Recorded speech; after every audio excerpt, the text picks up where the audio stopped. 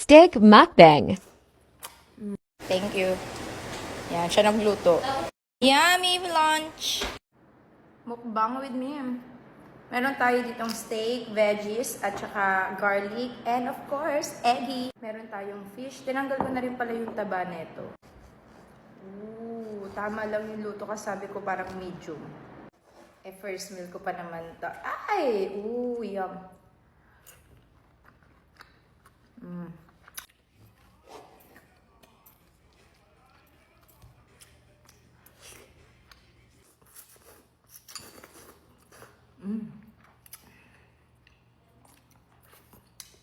Patola at saka sotanghon.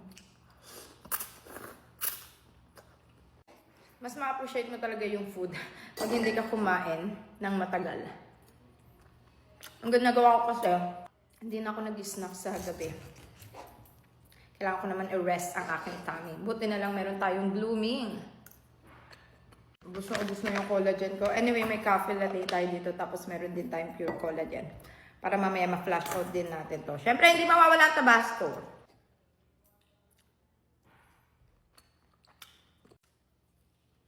Ulo yung binigay nila. Ubusin ko na nga to. Konti na. Naglagay na kasi ako tusok. Yan. Ooh.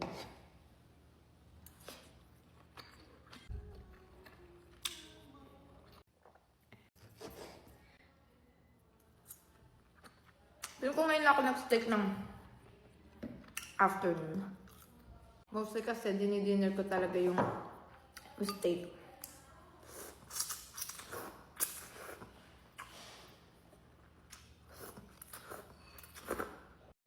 Pasensya na sa mga matatakam ko dyan.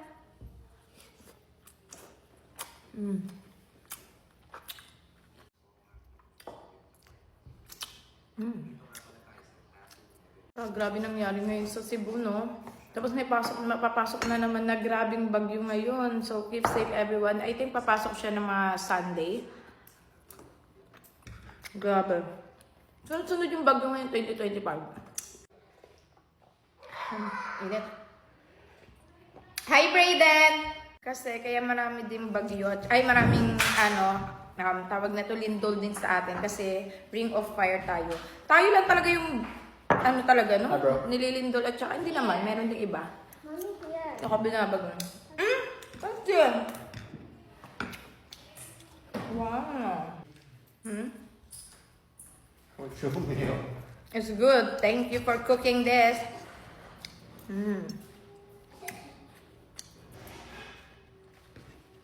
Ano to? May mga times si Papa P, lagi yan nag-steak, pero minsan hindi ako ayoko ng steak. Pero ngayon, parang nag-crave ako kagabi ng steak kasi hindi nga ako kumain. Ayaw naman niya mag-steak. Minsan kasama na lang ako sa steak eh. Minsan marami din talaga akong pagkain. Meron pang ako yung salad stuff. In-order ko kagabi, yung late order, para i-deliver nila when pagka nagising ako. Pero sabi ko mag-steak ako. And nagising na si Botchog. Where you want to go? You want to go to the park? Okay.